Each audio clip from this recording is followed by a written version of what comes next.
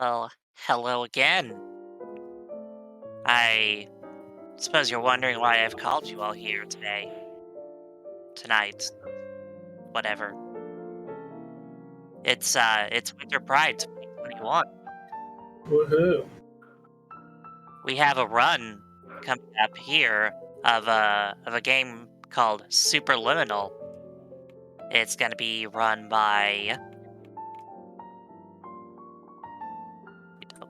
don't want to get your names wrong. Uh, Oh, Ozmourn and cosine. Yo. yep. All right, there. Uh-huh. I All did right. Is this the part where we introduce ourselves? yes. All right. Sweet. I just want to make sure. My name is Ozmourn, and I'm a runner of this game. I've been running since April, and currently my PB is 2203. I'm very glad to be showing this up at Power Up with Pride. I feel like this game has brought me a lot of community behind it, which is the thing that I love the most. And yeah, I'm super excited. Alright, and I'm cosine. I came on a boat from Portal speedrunning over to Superliminal a couple of months ago. And yep, great to be playing it here. Yep, and I'm Archmage. I'll be on commentary today. Yeah, I've been running the game since January. Yeah, just a big fan of it. It's a cool game, so I'm excited to be here. Yeah, we're all pretty talented. I do say myself. I'm very have these wonderful runners here with me today. I'm hoping we could put on a good show for you guys. First and foremost, the glitchless is like our most popular category, and as the name implies, we will not be using any glitchless, just pure skill and movement to try to get to the end while we still have some skips. We're going to go into induction right now. The timing does not begin when we enter the level, though. And before we begin, each of us also has to confirm that we have the in-game or the speedrun timer on. Do you have it on, cosine? I should. All right. So with that, the timing will begin once we walk through this first door, but I like to sign the terms of service for good luck. I do as well. Yes. All right. But we're going to just get into the run. RTA means nothing. We both have in-game timers up in the top left corner of our screen, so that's how we're going to determine who wins because it takes out loads. And so with that, we're just going to go straight into the run, and we're going to Archmage introduce us with the first level induction. But with All that, right, so I'll count us down. Of course, please. All right, 3, 2, 1, go. Good luck. Good luck. Great. Archmage, you want to start talking about just the base mechanics behind an induction and also the game as a whole? Yeah, absolutely. So basically the main mechanic here, you're starting to see it in these first few chambers, is basically perspective determines everything. So when you grab an object, it's projected out basically as to the farthest wall. And then it'll just it'll be, when you drop it, it is the size it seems to be, and it's where it looks like it is. So it's, fairly simple, but it can lead to some really interesting side effects that you'll see here through this first level. So everything here is pretty much just kind of orienting the player, getting them used to the mechanic. It happens to be the hardest level, or one of the hardest levels at least, in the speedrun because of just how much stuff is going on. It's very difficult to do quickly, even though it is the first level in the game. Because there's just so much being thrown at you in rapid succession. Induction's not being nice to me today. I hate it. Yep. Ooh, that's rough. Yeah. Mm-hmm. Yeah. As Wow. you're seeing, That would mess up as well. So. Yeah. What you're seeing is that the difficulty here is quite high. Very reset heavy level induction. Yeah. There's just especially a lot because of, it is the first level in the run. Yeah, and there's just a lot of precision involved in the tricks, more so than the majority of other levels. So there's just so much resets here in the first level. But as you can see, I don't know where cosine is right now, but I wanted to just line up perfectly with where I needed to go. An example of just the developers lining stuff up perfectly for speedrunners. And fortunately, we do have a wonderful devs behind the game. They do pay attention to the speedrunning communities. because they added an in-game timer for us, rules that we've set. So that's great. Yep. But with that, that is Yeah, it's very induction. nice. Very nice. Amount of induction. Very nice to have the in-game timer. Yeah. So finishing off induction here. Just want to mention briefly that last trick you saw with the cheese was just when an object is falling, you can push it around. So just using that to push down the walls, which is a little bit faster than letting the cheese just fall and hit the walls normally. So here we're going to be going into optical. Very nice level, nice color scheme. And the whole deal with optical is basically just, as the name implies, optical illusions. So we're going to be seeing a lot of things lining up. This hallway here is very wonky, as you can see. And yeah, we're just going to be seeing a lot of things kind of based around making you kind of do a double take, like looking at paintings on the wall and then they'll turn into actual objects, that kind of thing. Oof, okay, that was a risky resize on my end. Cosine, do you have anything more you want to talk about with optical? Optical is very weirdly optimized. It's like a lot of it is really tight.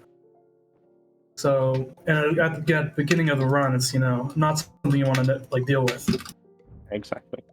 Right here, what I'm doing is a trick called jump resizing, and it was intended to be originally it was intended to be like a mechanic that developers wanted to use in puzzle solving, but they decided to cut it out because they thought it'd be a bit too complicated for casual players.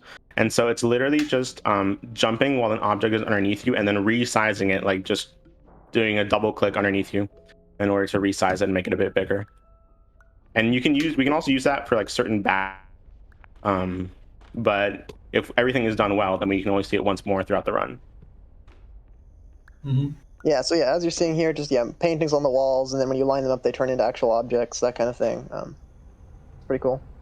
Getting up here, we're gonna have the moon. We're gonna grab that right out of the sky, and it turns out the moon has a bunch of stuff on it, like cheese and everything. But we're gonna ignore all the cheese, all the blocks, and we're just gonna grab one very important thing, which is the portal that leads to the end of the level here. There we are. So yeah, as you can see, most of the levels are going to be ending with this elevator hallway type thing. And most of them will begin with the bedroom kind of lobby area that you saw at the beginning of this level. I am out of optical. I'm also out of optical. Yeah, so RTA, it's looking pretty close. Hard to say IGT, though. Yeah, the loading screens, it's not even necessarily based on fast your machine is able to process loads, but also the loading screens themselves are randomized, and they will not continue to the level until the loading animation is finished. So your machine could be done loading, but if the loading animation isn't finished, then it's just not gonna go to the next level until it's done. For several reasons, to just cut out loads entirely. Yeah, so here this cubism, it's all about dice, all about cubes. We skip the first cube by jumping on that pole there, and then the second cube is fairly easy. We just grab it, turn it around. But as you can see, a lot of the cubes here are very strange. They're not just like normal cubes, and that's kind of the gimmick, and it's pretty cool. Leads to some really interesting strats for the speedrun. So coming up here, we've got these... Oh, sorry. Yeah, this level is probably the most optimized level in the whole game. Definitely. It's I believe the majority of players are within 1 second of the best time on this level. So yeah. The room that I'm about to go into right now is I have to do with a new strat because in the latest update, the physics of one of the sides of the blocks changed, and usually you could take the side of a block and just balance it perfectly on the floor and then jump onto it. But now I have to use the top of a block as a ramp instead. Are you playing on the newest version? Yeah, I am playing on newest version. Ooh. Yeah. As Ozmourn was saying, they changed the hitbox, I believe, on one of the sides of the cubes, so it doesn't actually balance as well as it used to. There time to read a few donations real quick? Yeah. This next level is mostly just... Okay, great. We got a $100 donation from Arborelia, who says, "Thanks, Calaria, for the fun Cadence of Hyrule run. I wanted to donate during it, but I couldn't stop watching." We got a $50 donation from Fightbat, who says, "Less than 3, making what is colloquially known as a heart." And $200 from Adam, who also said less than 3.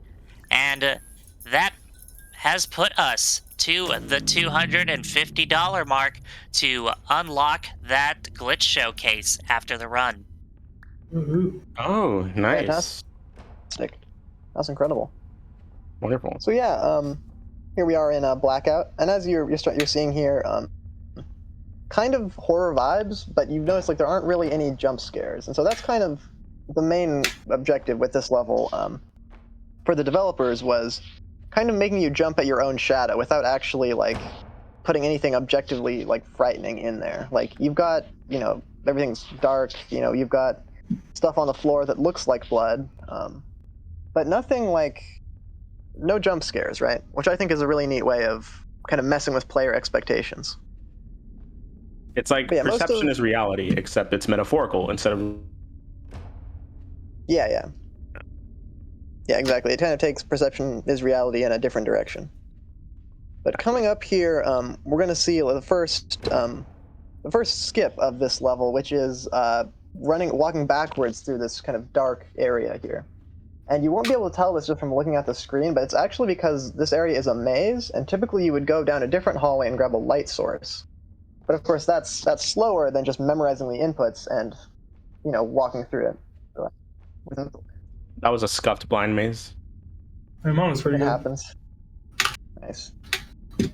But yeah, in-game time at least, this race is actually very close.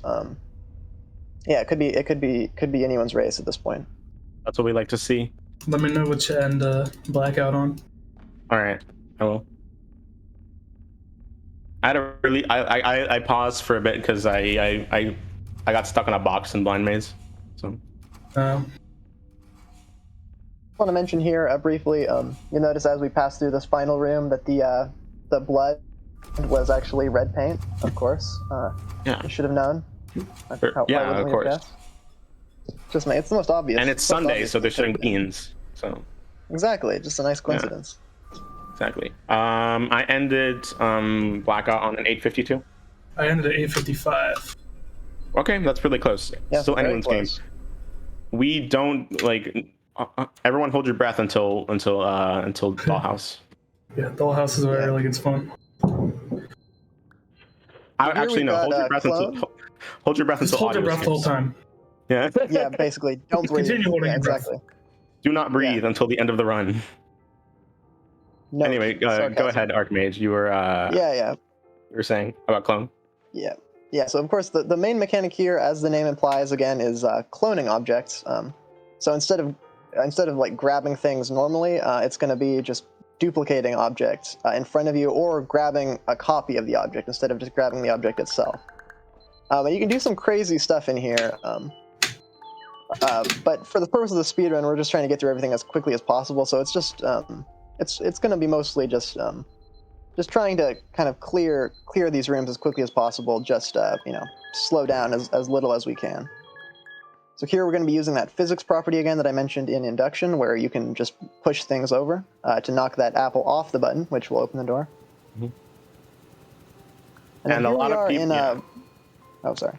Oh no. Here we are in. Yeah, go ahead. So here we are in the red apple room, and this room is an interesting one for casual players, because a lot of people the first time through don't realize that the cloning mechanic is based on perspective in the same way that the regular grab mechanic is. And so as it turns out, the way to solve the puzzle is to simply line yourself up so the apple looks like it's on the button, and then just clone it onto the button. Mm-hmm. Yeah. I've seen people spend anywhere between 30 minutes and 2 hours on that room, and they always facepalm. They always have the same reaction because the answer is so simple, but yet they never think to do it. Yeah, coming to the end here, just a few more steps essentially. Mm-hmm. Yeah, we're going to be going into Dollhouse next, which is possibly the most difficult level in the speedrun. Mm-hmm. Yeah. Exiting clone at 11:05. I didn't get mine. It was like 11:08. Mm-hmm. All right. That's rough.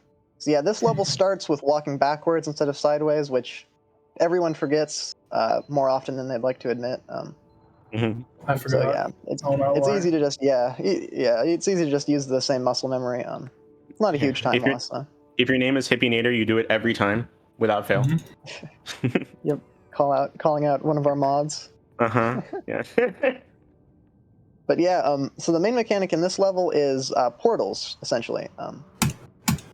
And the way the portals work is that you can change the size of them, and then when you walk through them, you will become the size you are relative to the portal. Which is a complicated way of saying if the portal's big, you'll be small, and if the portal's small, you'll be big. I don't think I Which did can that lead to right. some weird situations where you make the portal too big, like cosine apparently did here. That's rough. But it's better to make the portal too big for Ozmourn, because as you're saying with Ozmourn here, if you make the portal too small, you will be too large to fit through that second door. But I So you was basically like, saw the two ends of the possibility spectrum here. yeah, But I literally neither of big them or the too correct small. one. yeah. Yeah, the perfect thing would be sort of a Goldilocks zone in the middle, but it's harder to get perfect than you might think. Yeah, this fan right here, we're gonna knock down power, and we're gonna resize this window on this fixture and just go straight through. If done really, really well, it's actually really satisfying. People more time on the fan than they think they do. Just having the Jenga tower fall down really slowly, and in this hallway, we're just gonna resize the bouncy house from far away, so we don't have to resize it in the room. But yeah, the bouncy house can also be a thing that a lot of first-time runners kill their runs on. Cosine, do you want to say anything? It's hard. That's all I can say. Yeah. Archmage, you can talk about coming this up. next green room. Yeah, totally. So yeah, green room coming up here after the bouncy castle section. We're going to be in the room, basically this kind of green velvet-lined box type thing. Excuse me. Yes. So basically here we're just going to be putting, oh, that's rough. It looks like Ozmourn missed that first time. But basically the ideal is to just put the portal like that, walk through the keyhole right after you walk through that portal. Grab this final dollhouse, and just like an optical, this is the portal that leads you to the end of the level. Yeah. So that's dollhouse. That's the hardest level in the game. Right here, we're going into labyrinth. And this first section, you might be seeing us do like some meaningless parkour, except it's not meaningless. This entire hallway section is covered in 5 audio tracks, and we have found movement to skip 3 of them, but only 2 of them actually save time. If we do everything correctly, we'll be able to jump over both the audio triggers. I got the first one. Yeah. I think I missed the first one. Yeah, I missed the first one. Interesting. Terrible. The reason skipping these saves time is because the very last audio trigger has a teleport at the end of it, which allows you to continue with the rest of the level. And the way the queuing system works for the audio, if you skip the earlier triggers, you don't have to wait for them to play before the final audio plays, which greatly speeds up this section of the game. And I'd like to point out that only works because of an update. Like originally in the version of the game, one audio trigger that played all 5 lines, but then the developers saw that a lot of people were waiting for like the line to stop, and so they wouldn't reach the hallway, and so they each line up among 5 different triggers. So here we've just got some lineups. This section of the game is just based on teleporting repeatedly back to this alarm clock room. So yeah, basically, but it only teleports. It doesn't change your vertical angle, essentially. So you can set it up so that you will be able to click the alarm clock immediately each time and immediately move backwards. Right here, you're seeing is a frame perfect trick. It's a bit of a pun for those who are enthusiastic about those. Yeah, thanks to Hippie for that pun. Yep. Once again, Hippie-nator coming up with that. Yep. Fantastic. And yeah, this level is going to get pretty crazy pretty quick. The whole kind of thing for this level is just kind of breaking player expectations. So you're going to be falling down, gravity is going to be switching around, lots of stuff going on. Yeah, exactly.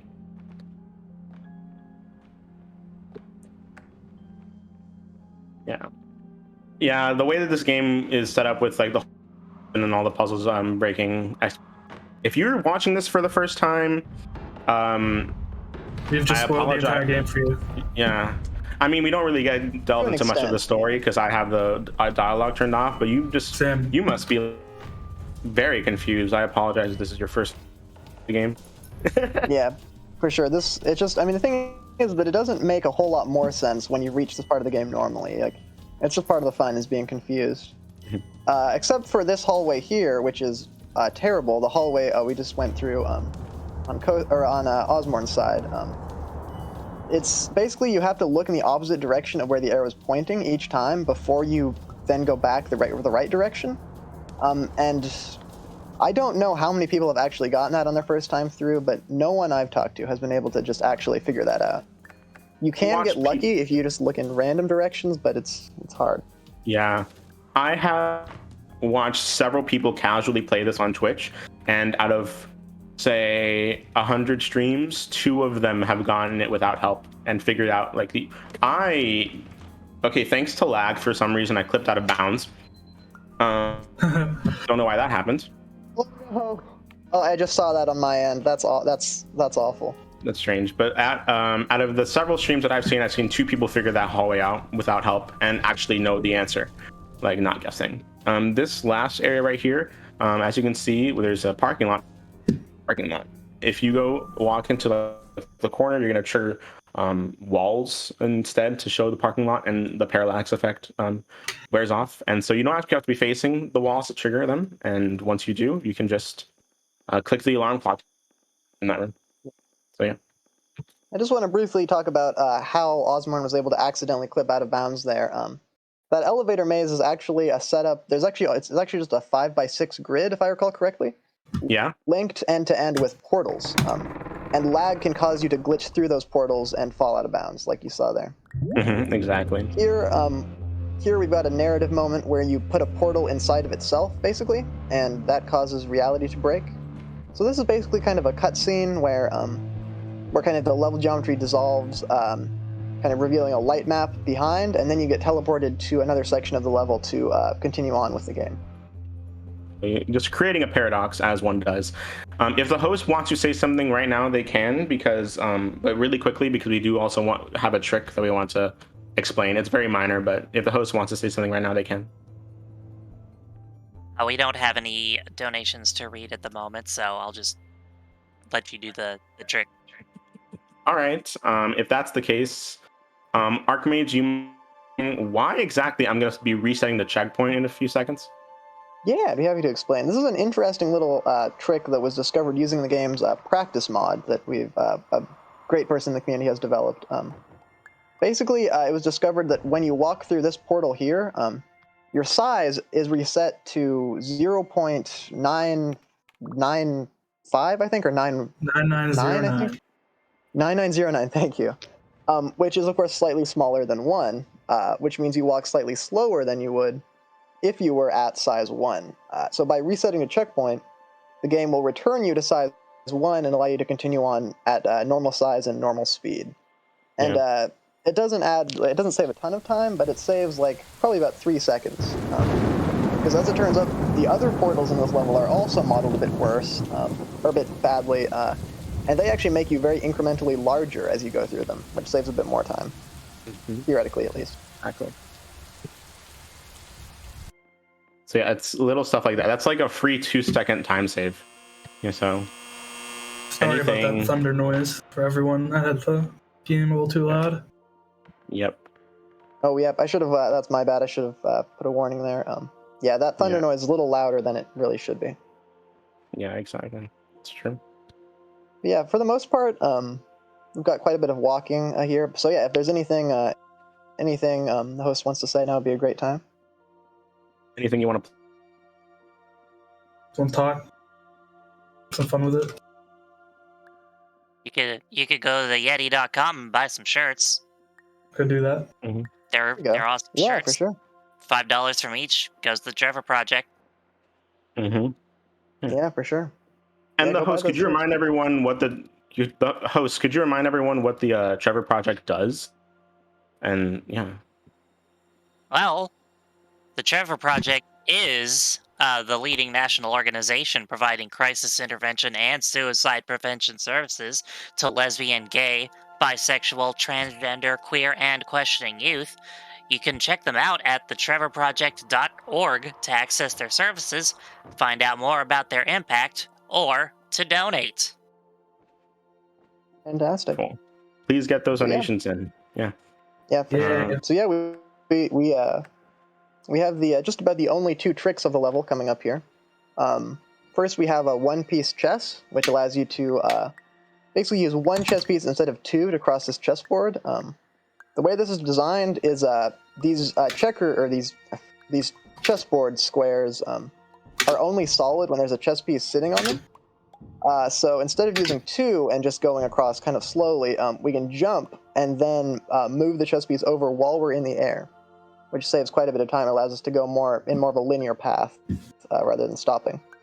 This is a cheese skip, which the name doesn't make much sense, but typically you would go through a different doorway, grab a cheese, and use it as a ramp. But using that jump resize mechanic we mentioned earlier, you can just jump. You can just get over there with the cube. I want to mention briefly, you might have seen Ozmourn fall out of that doorway, but really fortunately for the speedrun, there's a checkpoint on the ledge that you hit. So even if you fall out of the doorway, you can reset to checkpoint and continue on normally. All right. And yeah, should mention, photosensitivity warning here. Black on white, flashing lights, that kind of thing. Yeah. I'm currently falling down this last pit. After cool. after it turns to 8 o'clock, it's going to screen. On the other side of that screen is time. Be ready on that. Yep. Yeah. So this final level here is just going to be 1 alarm clock, and then after that alarm clock, the level will end. All Final right. time 22:50.1 in-game time. I had 23:05. 23:05. Okay. Yeah, just from RTA, you actually ended at just about the same time. But yeah, due to the loading screen differences, Ozmourn will be our winner today. Yeah, GG's. wonderful. GG's. Yeah. Yeah, GG. Seconds apart. That's actually really good. Really good race. Yeah. Yeah. Yeah. So yeah, fantastic runs on both ends here. Yeah. Very good. All right, and thank you so much to Power Up with Pride for having us. It's a wonderful cause that you guys are donating to, and to be a part of this event is an honor, really. And I absolutely enjoy. I love this game to death, and so if any of you guys are interested in just buying it casually or joining the speedrun of it, there is in-game speedrun achievements, so you could use that as a motivator. But other than that, you can find us on speedrun. We have a wide categories, including category extensions. Shout out to everyone in the community. We're a very good community. I love everyone in it. Cosine, do you want to if we do plug say anything? so ourselves. Yeah. Nope. All good. All right. And Archimage, do you want to plug anything before we head out? Not in particular, but yeah, I just want to say thank you so much for having us. This has been a blast. Yeah, it was great to be here. Yes, it was wonderful. But yeah.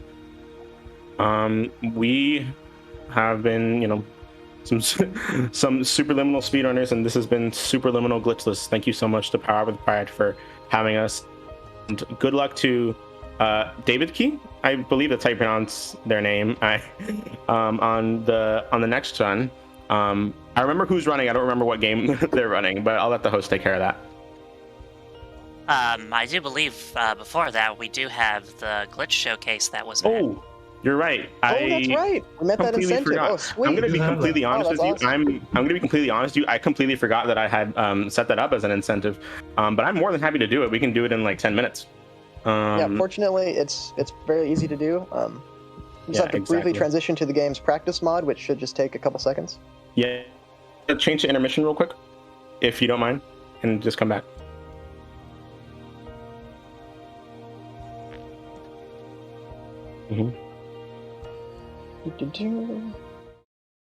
And while that's getting set up, yeah.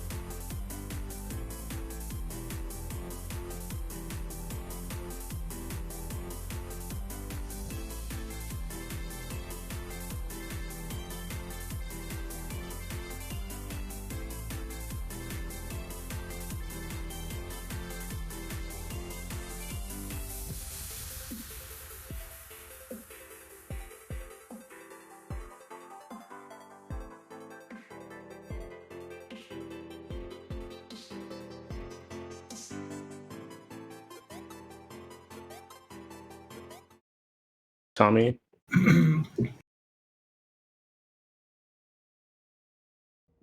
Alrighty, we are back, and we're gonna start the Superliminal Glitch Showcase with Ozmourn. So take it away.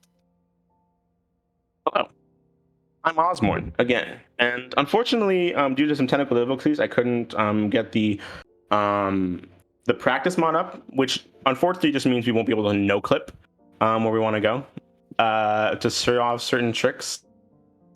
Which means that we will have to limit ourselves to what tricks we can show off today. But we still have a good amount to here. With that, I'm going to show off around five different levels here: optical, cubism, dollhouse, labyrinth, and white space. And we're going to go show different tricks and see how we can like save time in certain other categories that isn't glitchless. The other stuff that I off is more cosmetic, but if you have a timer, you can start it right now. But if not, we're just going to keep going. And the first thing we're going to do is the most broken glitch in this game, which is warps. And Archmage, you know more about warps than I do, so I'm going to let you take this. Thank you. Yeah, I like to think I know a decent amount about warps. They're a really strange glitch, sort of a combination of glitches more than anything. So, the way the object could basically, like, the devs gave you a great deal of versatility, great deal of control over the size of objects in this game. And you can abuse that by making an object massive, rotating it inside yourself, and then when you release it, under certain conditions, it will push you, basically the object will become, like, super huge, kind of overlapping, like, a bunch of space out of bounds, and it will push you all the way to the edge of the object. And you can control where that is. It's very precise, very difficult to pull off, and there's a reason that any percent isn't run a ton in this game, because this glitch is insane. I'm gonna try it one more time. If I can't get it exactly like above the elevator, then we will move on. That was close. That last that was one very was close. pretty close, yeah. So as you can see, that was the elevator we were going for there. But yeah, this glitch is very precise, because essentially, kind of the analogy I like to use sometimes is it's kind of like a broken teleporter. Like, you can, if you're really careful, you can control where you're going to end up, but most of the time it just puts you like just out of reach of your goal. Oh, dang! If I was close enough, I could have grabbed onto the other end of that hallway. But if you're like really close, you can get here on it inside of the elevator. Yeah. But if you're grinding or for percent PBs, then at all of the warps you do in this game, you can set them up. You want to go fast? It's just you just try and set up however the best you can within a certain amount of time, and then hope that you're right. Yeah. It's one of those tricks that's not, but it feels like RNG because of how hard it is. It is, yeah. It's one of those, yeah, it's not like actually luck-based, but it definitely can feel like it is. This thing that I'm going to be doing right here is called a launch, an out-of-bounds launch. And essentially, the game just doesn't like it if you and an object are in the same space. So we're going to make this object really huge, and then we're going to jump into it, and the game will just launch us up. There are a lot of different variations of this glitch that we use throughout like the warpless run of this game. It's a side effect that 90% just like a good amount of the run is just black screen, and launch yourself up. Sometimes the launches don't. Yeah, it was. Sometimes the launches like don't really work depending on the object with.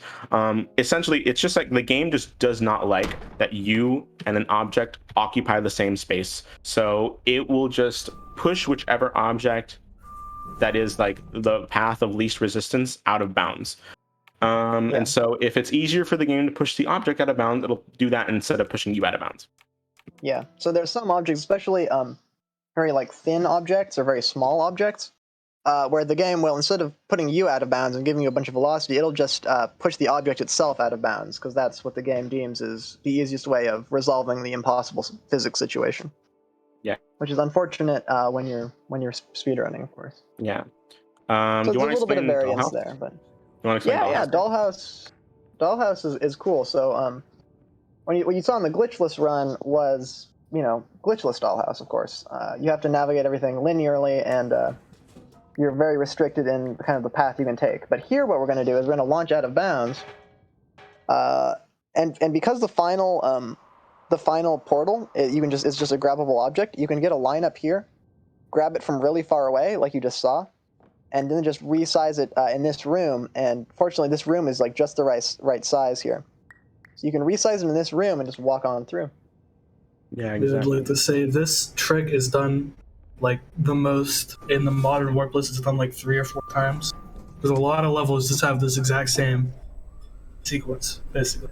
Yeah, trying to get out of bounds in that area just to go the game Yeah, straight to the end of the level. It's really because basically those soda cans there are basically the first physics object you come across in most levels. And the moment the game gives us a physics object is the moment things get crazy in the glitched speedruns. yeah. And yeah, that is that. Right here, you saw us doing audio skips in like the glitchless portion, but in the warpless and any percent runs, you see this elevator over here. Well, we actually can't get into it because it's walled off, so we just have to wait. Except we can just do this. Yeah. Okay, there we go. You understand. It's a wonderful coincidence. Yeah, the devs, I believe, just copy-pasted the elevator asset, or basically something like that, with the assumption that people would never have a way to get in there because there's a physical barrier blocking the door. But a nice Little did they coincidence is know. that, a nice coincidence is that the level geometry is set up so that you can ledge grab through the wall into the elevator, and then the elevator works and it'll end the level. What I'm going to be doing, Oh, sorry. No, yeah, you go ahead. Yeah, so this leads us conveniently into kind of the modern warpless white space, which is the strategy for the current patch of the game in this level white space here. Also in all collectibles, this strategy is used. What it allows you to do is you can put objects out of bounds if you're very close to the ceiling, and when you do that with a portal and walk through the portal, you just end up wherever the portal went. And you can control that, of course. So in this case, we just end up right over here, which is useful because there's a collectible up here on the roof. Yeah. I'm kind of doing part of the all collectibles for this showcase. I didn't have to make the thing this small, but whenever you put like this clinic through any portal in the game, it doesn't have to be necessarily the paradox portal. Whatever size you are, it will put you back to size, because the game is just like, oh, you need to finish the rest of the level, and so we're going to put you back to size 1. It's a nice. It's another. Sorry, yeah. I was gonna say another nice coincidence, yeah, because the devs didn't want you to get soft locked by being too big after you trigger the paradox, which removes that portal. So they made it so when you put it into any portal in the game, it'll get disappeared and you will get returned to normal size. Yeah, and what we did to get to that blueprint area, I'm going to be doing the exact same thing right here to like the final area of the level, and we're going to size ourselves the same item, but putting this clinic through a portal. And one thing that I want to do is I'm not small enough to get the checkpoint. I'm going to just show off real quick the pain egg, because the pain egg, little Easter egg here, literal Easter egg, in fact, in the game. Yeah, it's literally an Easter egg. Sort of a meme in the Superliminal community because it's got kind of a forced smile. You know, he's just smiling through the pain, so to speak. Yeah, whenever someone posts like a PB pace run that died in the late game, we just all respond. We have like a reaction, an emote that we can use with this pain egg. I went to the wrong area. Wrong hallway. But yeah, there you go. That's pretty much it for glitches. There are a few more in the game, but obviously this is really just showing off the major ones. But most of the other ones are either minor or kind of variations on one of these. Yeah. But before we do that, I want to finish off this this glitch showcase by bringing this pain egg to the end of white space, and we're gonna do that by doing like one last glitch. And so we're gonna actually clip out of bounds by doing an out of bounds launch with this cube, or with this chatter, and if done right. Oh, are you kidding me? Come on, I failed that twice in a row. Excuse me. That's unfortunate. Unfortunate, truly. Thank you. Okay. And if I lined up the egg correctly, I can grab it through this hole. And we're just gonna bring it Nice. up Good. here with me. Hold up. Hey, perfect. And we're just gonna have to look at it like that. Oh no, I can't actually see it because we're out of bounds. But we're gonna fall through this through out of bounds Oh, here, perfect. and we're gonna fall right into the end trigger for this level. And so again, just as the main run, the glitch showcase will end when I hit the alarm clock in retrospect. But we can just fall out of bounds through here, and fall through this area and hit the loading screen. Yep. And boom. As I've said quite a bit, If you're done, nice coincidence is. Oh, sorry. yeah. No, go ahead. Go ahead. Sorry. Yeah, nice coincidence is that the level's laid out this way, so you can just kind of fall off that roof and hit Yeah, the end trigger. exactly. If you're probably clip inbounds, I've had it where you clip back inbounds and into the clock with the 8 o'clock alarm clock. But yeah, that is the glitch show time. By the way, I forgot to call that. But yeah, that is a glitch showcase. That's all the glitches in this game. Every time I do a glitch showcase, it makes me want to run warpless again. But then I start running Then warpless and I running realize why I warpless don't. again makes you realize yeah. Exactly. True. But Warpless is a strange category. yeah. But with that, that is Superliminal. I'm not gonna do and stuff because we already did that. But just thank you to Power with Pride for having us. We hope we put on a good show for you guys. Yeah, thanks for you having guys. us. That was awesome. Right. Yeah. No adults to tell us what to do.